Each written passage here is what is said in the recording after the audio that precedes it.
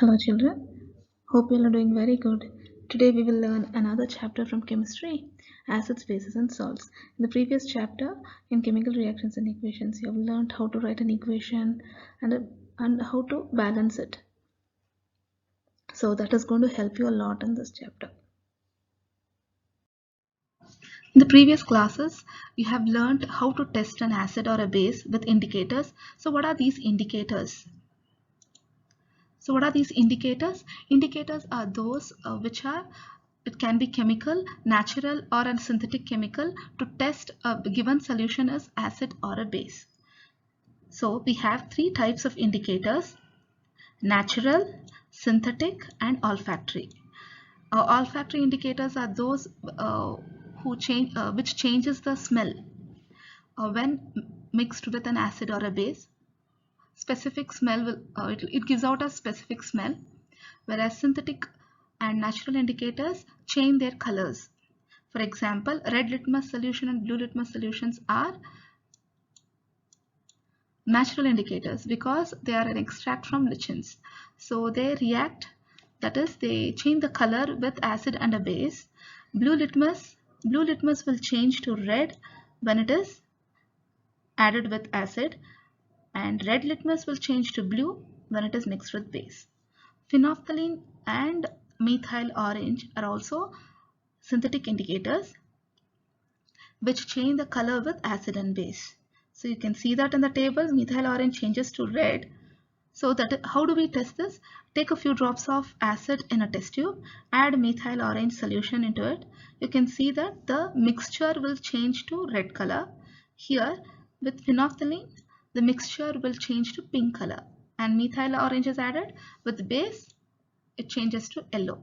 So these colors are, the mixture will change to that particular color, and they are all spontaneous reactions, that is immediate change you can see.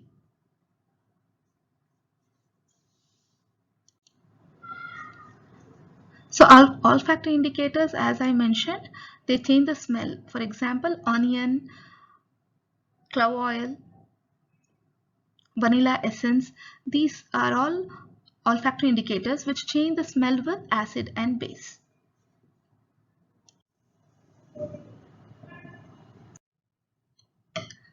So we have seen how to test an acid or a base with indicators. Now the acids and bases have some chemical properties when they combine with metals, non-metals, or any other compounds. How do they behave? We will see that.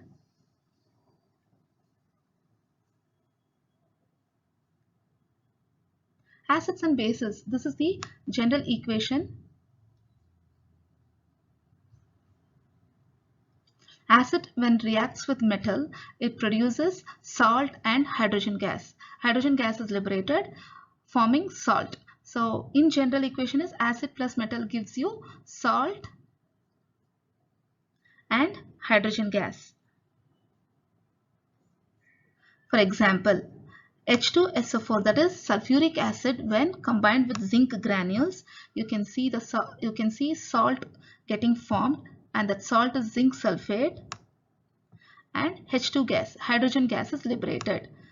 So there's a very nice experiment called as pop sound experiment. On the right hand side you see a picture, that is a pop sound experiment. We take few zinc granules in the test tube and add dilute sulfuric acid into it. You can hear the sound of hydrogen gas getting liberated, and we collect that through delivery tube, and that end of the delivery tube is placed inside a beaker here with a soap solution. Why we do this? Here itself hydrogen gas is collected, but we pass that hydrogen gas into a soap solution so that the gas will get collected in the soap bubbles. So the soap bubble will now contain hydrogen gas, and when you bring a lighted candle near the soap bubbles, you can see the sparkling sound. The candle will put off with the sparkles, and it is a very nice experiment to see. Therefore we collect it in a soap water. So in general, equation would be acid plus metal gives you salt and hydrogen gas. So what about base? Base also react similarly. Here the example is sodium hydroxide, which is a strong base. Sodium hydroxide solution is taken. AQ is aqueous form. So sodium hydroxide solution, when it reacts with the zinc granules, it forms sodium zincate, which is a salt, and S represents solid, and hydrogen gas is liberated. So this is a very important experiment,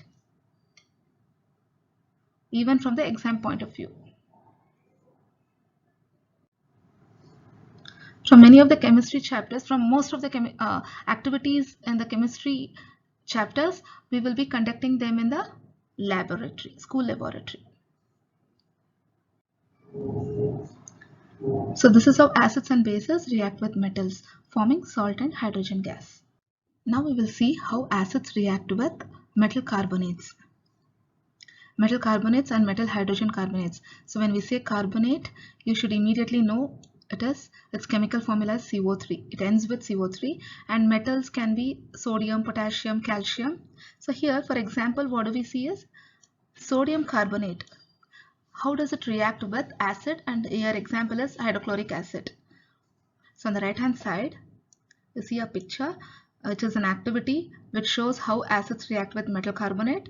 Sodium carbonate is taken in the test tube. They are granules which is in a solid form. We add dilute hydrochloric acid into the test tube. You can see the carbon dioxide gas is produced and it is collected in the delivery tube, and it is passed into a test tube containing calcium hydroxide solution.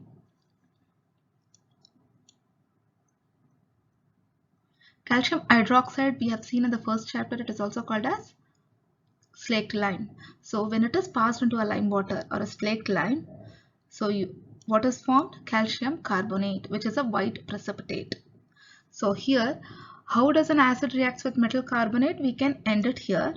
That is, it reacts with the metal carbonate forming salt, respective salt, water and carbon dioxide. Another example is how do they react with hydrogen carbonates, like sodium hydrogen carbonate with HCl gives similar products, salt, its respective salt, water and carbon dioxide. This is an extension of the activity where calcium hydroxide is a base. When it is passed with a carbon dioxide or it is combined with carbon dioxide, it forms calcium carbonate and water.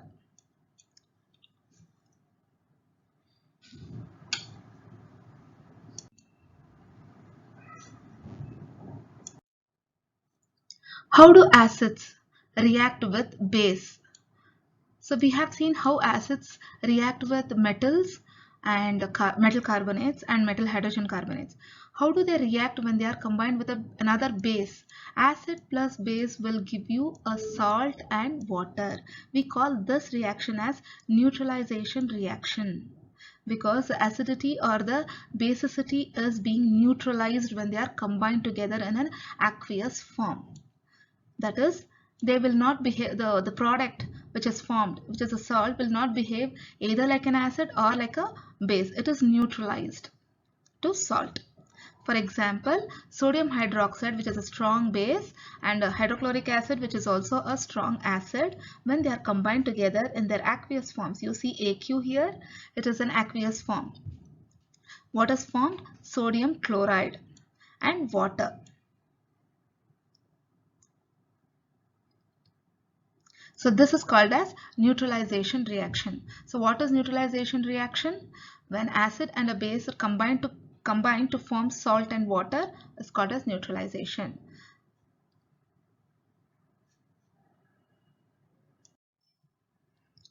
How acids and bases react with metallic oxides? So oxide we know, O represents oxide. Metal oxide is, here you see Cu, which is copper. Okay, what happens when a metal oxide like copper oxide combines with hydrochloric acid? It forms copper chloride, which is bluish green color, and water is formed. And what about calcium, or what about a base, calcium hydroxide? If a compound ends with hydroxides, it is a base. So calcium hydroxide is a base which combines with carbon dioxide gas to form calcium carbonate and water. Where did we see this equation? In the previous slide. That is, when the carbon dioxide which was formed when acid combines with metal carbonate, it was passed into a test tube containing calcium hydroxide, right, which was a slaked lime. So what is that? When a base combines with carbon dioxide, which is an oxide, which is a non-metallic oxide, it forms calcium carbonate, which is a salt, and water. So this reaction is in the standard form that we have seen in the previous slide.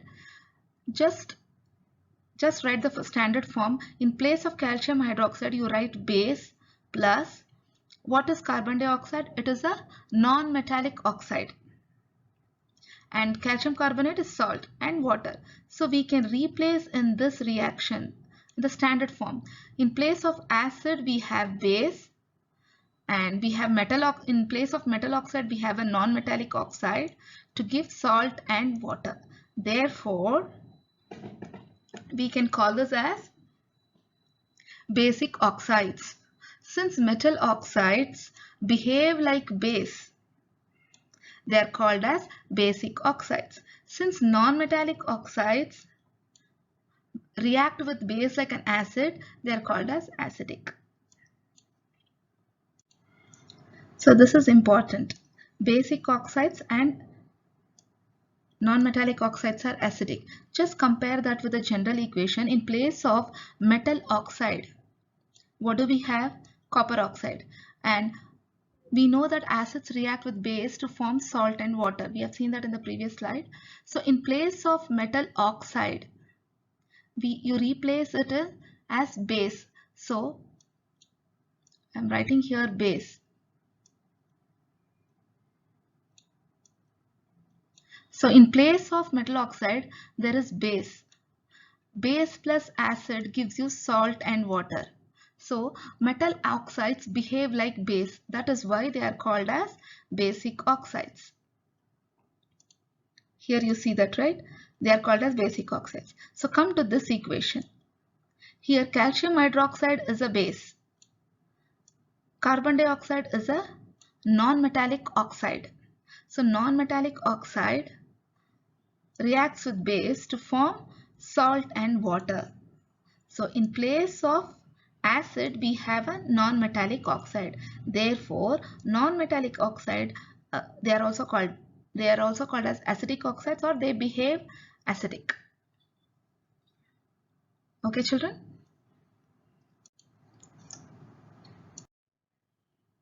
Now we will see another property of acid.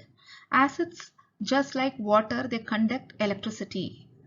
Just like water, they conduct electricity. That is, electricity or the electric current can pass through acid. Just consider this picture on the right hand side, wherein it is an activity to check whether acids conduct electricity.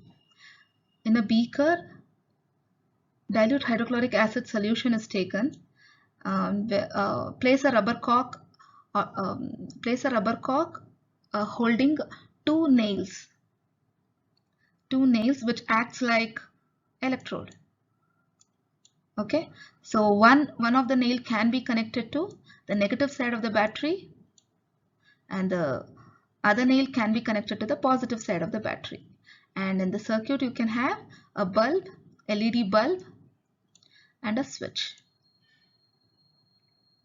So in the beaker we have a cork with two nails connected to a battery and a bulb. So pour some dilute hydrochloric acid solution into it, switch it on. So what happens? We can see that the bulb glows. So this shows that the acid which is present in the beaker conducts electricity. So it becomes a part of the circuit, right? You can see that these two nails, right, they are separate and they are this cork is an insulator, so it is it's poked or it's pierced into the nails are pierced into the cork, so it forms a circuit. When it is placed into the solution, what is that the solution doing, the acid doing? It is closing the circuit. The circuit is closed by the solution, therefore it becomes a part of the circuit and conducts electricity. That is, conduct is nothing but it allows the electricity to pass through it, just like water. And what about glucose and alcohol solutions? Do they, in place of HCl, if you add glucose and alcohol, will they conduct the electricity? They will not conduct the electricity. This is also a very important activity from the exam point of view. In this slide, before we talk about this question in the title bar, we will understand why acids are acidic. What is making the acids to behave like an acid? That is, it changes the blue litmus paper to or blue litmus solution to red, or they have a strong smell, they form irritability on the skin, or it is even with strong acids like HCl, it is very strong on the skin, right? So how are these properties exhibited by an acid? It is due to the presence of hydrogen ions. Here you see H plus ions. So HCl contains H plus, but they do not exhibit the property of acidic without water molecule, that is only in the aqueous form. Here we see aqueous, only in the aqueous means it is in the presence of water, they form hydronium ions, that is H3O plus. This is the reason why acids behave acidic. Hydronium ions, H3O plus, or it is also written as H plus and within the brackets aqueous. So wherever you see H plus ions in acid, it is nothing but H3O plus, which is the hydronium ions. And bases behave basic because of the presence of hydroxyl ions, which is OH minus. So acids and bases both. Here you see HCl plus H2O gives you H3O plus and Cl minus. So plus is a cation and C minus is called as anions. So cations and anions is the presence of this cation, which is hydronium ion. It is making the acids acidic, and this anion is making the base basic. So right hand side you see an activity. And this activity, first what is formed is HCl gas. How is HCl gas formed or prepared? Sulfuric acid is added to sodium chloride, which is a salt, and you can see the gas evolved, that is HCl gas. It is collected in the delivery tube here. So at the end of the delivery tube here, we can see a blue litmus paper is brought near to the end of the delivery tube, because HCl gas, it is a gas, it is in the form of a gas, and it is coming out of the delivery tube. At the end of the delivery tube, you can bring the blue litmus paper. We can see that, and it is a moist litmus paper. Moist means it is dipped in the water, right? So moist litmus paper turns to red because the HCl is turning the litmus paper to red. But if you bring a dry litmus paper, what happens? Can you guess? From this question, acids produce ions only in aqueous solution. The answer is S. So you can tell me what is the result if we bring a dry litmus paper near the end of the delivery tube. Will the color change to red? The answer will be no, because only when the litmus paper is moist, that is in the presence of water, acids behave acidic. When the litmus paper was dry, when there is no water molecule, and here it is in the gas form, it's also a dry HCl gas, right? When it is coming in contact with a dry litmus paper, there is no water molecule, therefore you cannot see the blue litmus paper turning to red. So this is what is the question on the title bar. What do you see? Acids produce ions only in aqueous solution? No. So for the hydrogen ions here, all the acids have hydrogen ions like this. When they combine with water, they form hydronium ions. So this hydronium ions make the acid acidic. And even for the base, the sodium ions or the metal ions, the cations, when they combine with water, here you see water, they form hydroxyl ions. So the bases which are soluble in water are called alkalis. So all alkalis are bases only, but they are in the aqueous form. Here in this slide we see that how strong is an acid or a base. How do we say that an acid is strong? So we say HCl acid is very strong and sodium hydroxide is a strong base based on pH scale. Here the letter P is nothing but the potential of what? Here you see hydrogen. The potential of hydrogen, that is H plus ions in it. Based on this, the H plus ions are present both in acid as well as in base. If it is high, we call that as an acidic. If it's low and hydroxyl ions are present in place of it, we say it is basic. So the pH scale is nothing but, the pH scale generally has 0 to 14 scalings. Here you see 0, 7 and 14. The 7 is nothing but the neutral state. If the pH shows 7 on its scale, that is if you take a solution of acid or a base and test it with the pH scale, you can see that you can see some color changes on the pH scale. That is, it can show for acid it can have some color and for base it can have some color, and the gradings would be 0, less than 7 or less than 5.5 is acidic. Greater than 7 will be basic, and if it is closer to 7, like here you see 7.4, pure water and blood is neutral in nature because they have a pH scale of 7.4. Lemon juice is acidic because it has citric acid, right? So gastric juice, it has HCl which is 1.2. We know that our stomach produces HCl, right, which is useful for digestion. And then you see milk of magnesia, which is a base which is used as an antacid. We will see that in the next few slides. And sodium hydroxide solution, we say that it is a very strong base. Why? Because see, it has a pH value of 14.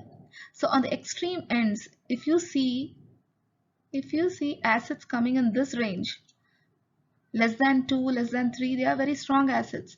And similarly, if you see a base pH value is greater than 12, 13, it is a very strong base. So what is water? It is neutral. Its pH is 7.4. So what does the pH stand for? The potential of hydrogen ions. So now we know that the pH range for an acid is less than 7 and for base it is greater than 7. Even in day-to-day life, we see the importance of pH value. For example, we know that stomach produces hydrochloric acid. So if it is produced excess during the time of indigestion, what happens? It causes pain and irritation. So what do we call the situation as acidity? So to reduce that, we take milk of magnesia or an antacid. Milk of magnesia is nothing but an antacid here, which is a mild base whose pH value is 10. So when we take base, when there is acidity, what happens? The base combines with acid to form salt and water, right? So therefore we call that as a neutralization reaction. So it is often used to neutralize the excess acid. So to neutralize an acid, we always add a base. So what we generally take ENO, right? ENO is one of antacid, right? It is nothing but mild base. If you see the ingredients, you'll come to know that there is a mild base in it. So what about tooth decay? Whenever a sugar-rich or a sugar-rich food is taken, it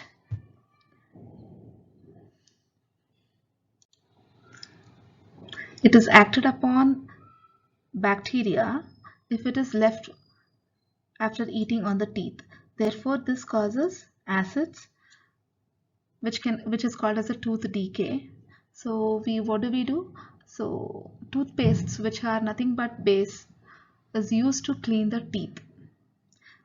So we know that the bases, when combined with acid, they neutralize the acid. Therefore, the toothpaste that we use is a base. The excess acid which is produced during the tooth decay can be prevented. So what about bee sting? Bee stings leaves methanoic acid. Whenever a bee bites, what happens? Methanoic acid is released, and which causes pain, right, and blisters also. Therefore, we add baking soda, which is a base, to neutralize that acid. And what about nettle leaves sting? This is a plant which has got a very pokey leaves. So people who go on trekking, they are familiar with these nettle leaves. So, and we can also see that dock plants are grown close to this nettle leaves. See, this is provided by nature. So these dock plants grow closer to nettle leaves. So when a person is stung by a nettle leaf, which is very pokey, it has methanoic acid at its tips. Therefore, to neutralize that, the dock plants are rubbed against the injected area to neutralize that acid. This is a very interesting thing to know about the pH, or how the neutralization is already there, provided by the nature. So even acid rains, from the name itself we can understand that its pH value will be less than 7. So it is less than 5.6. So which is not good. When this acid rain mixes with river water, it can affect all the aquatic life, killing this aquatic life. And the pH range for humans, it should be in the range of 7 to 7.8, which is a neutral. So therefore, the antacids, the toothpastes, baking soda, the dock plants, all these are bases which are used to neutralize the acids. Therefore, keeping the pH value neutral. When it is added, it gets neutralized, and to maintain the pH values. We all add a pinch of common salt in our food for taste. That common salt is nothing but sodium chloride. This sodium chloride also forms as a raw material for manufacture of many chemicals like baking soda, washing soda, bleaching powder. So in a process called as chloralkali process, this common salt is being used as a raw material. And why is this named as chloralkali? Because the products from this process are chlorine gas and an alkali. Alkali is nothing but the aqueous solution of base. Here the base formed is sodium hydroxide. Therefore, the name is chloralkali process. On the right hand side, you see the picture of chloralkali process. Here, the common salt, that is sodium chloride solution, aqueous form of sodium chloride is taken, and it is in the form of a solution. It is mixed with water. We call that as brine. Brine is used in hospitals and laboratories. This brine becomes the raw material for this process. You can see two electrodes here. The solution is taken here, that is a brine, which is aqueous form of the sodium chloride is taken. You can see two electrodes. One is connected to the positive terminal of the battery, and the other is connected to the negative terminal of the battery. Here battery was not shown, so I'm just showing it to you how this acts as a positive and the negative terminal. The positive terminal is connected to one electrode, so therefore it acts as an anode. It attracts all the anions, therefore it is called as anode. And the negative terminal acts as a cathode because it attracts all the cations. So cations are nothing but positive ions, anions are nothing but negative ions. So from this process, where sodium chloride mixes with water to form, combines with water in the presence of electricity. So when the electricity is passed, what happens? Decomposition happens, electrolytic decomposition, where all the positive ions are all sodium ions get attracted to the negative terminals. That is cathode. Here, can you see the sodium ions? Sodium ions are moving towards the right side, and the chlorine ions are getting collected on the anode. So here you can see chlorine gas is liberated on this side, left side, and on the right side hydrogen gas. Hydrogen gas is also a positive ion. So this is getting collected on the right hand side. So this chloralkali process is very important for the manufacture of chemicals. Like this chlorine gas will be used to manufacture bleaching powder.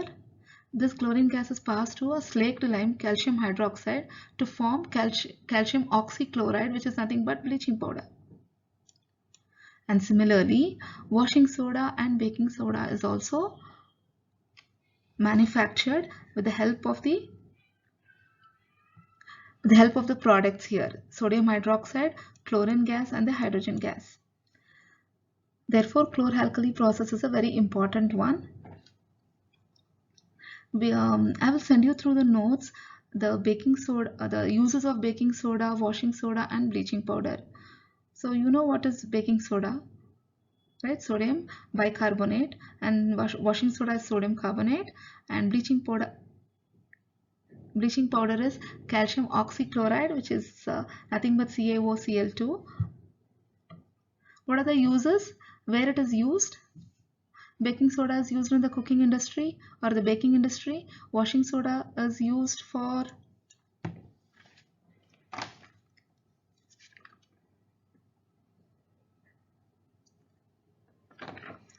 paper and soap industries.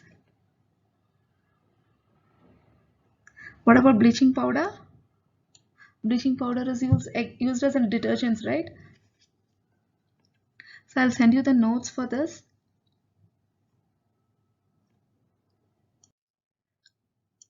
Now we will move on to plaster of Paris. You must have heard this. In short, what do we call this? POP. Where are we using this POP?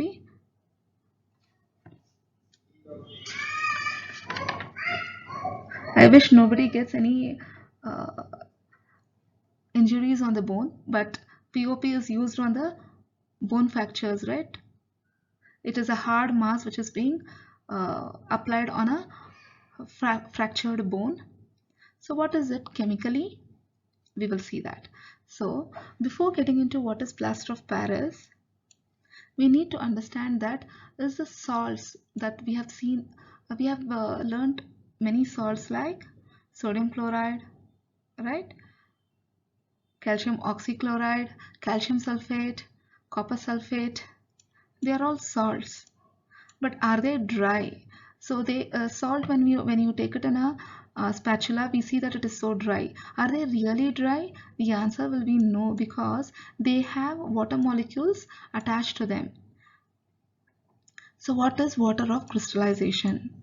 It is nothing but the fixed number of water molecules present in one formula unit of salt.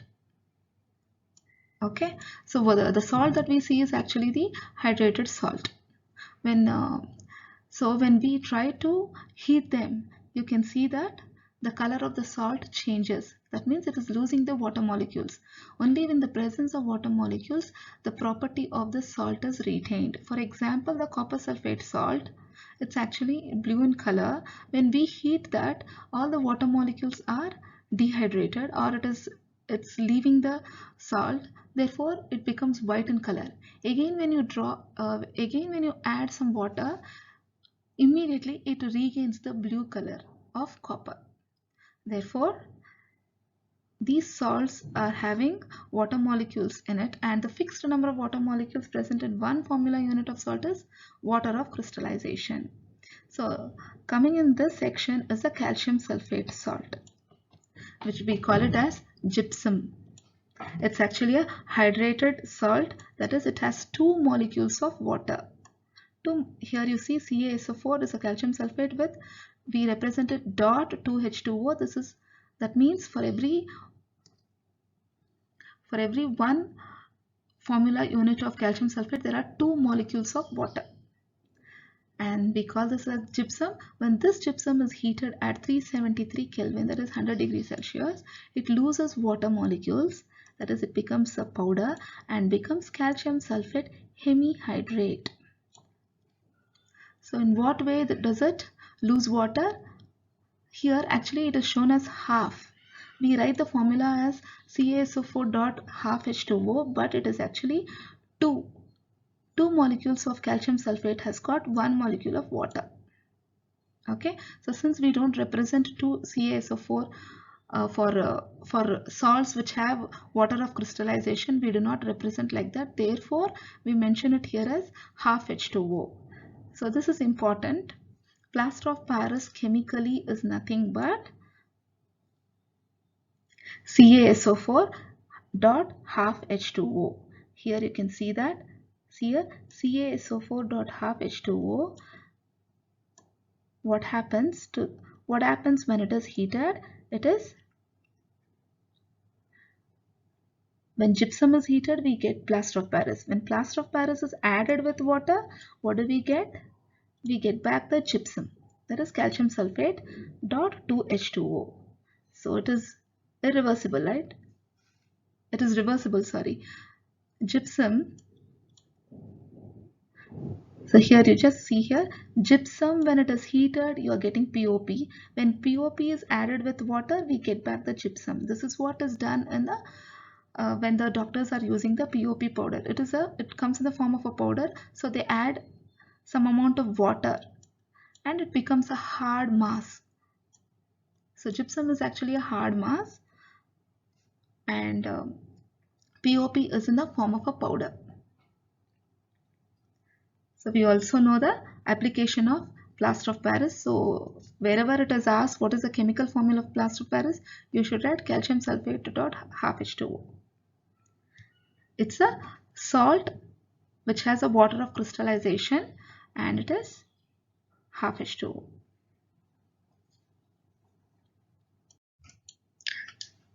So is anything amazing in this chapter? We have found, yes, right? Our stomach produces the strongest acid, hydrochloric acid, which is an amazing thing. And what about the atmosphere of Venus containing thick and white and yellowish clouds of sulfuric acid? So will life be possible on this planet? No. So these are the amazing facts that we can see in this chapter. There are many more. We also saw nettle leaves and the dog plants growing together, right? So that's all about this chapter, acids, bases and salts, children. Please go through the notes. I will send you through app. And any doubts, please come back. Meet you all in the next session. Thank you, children.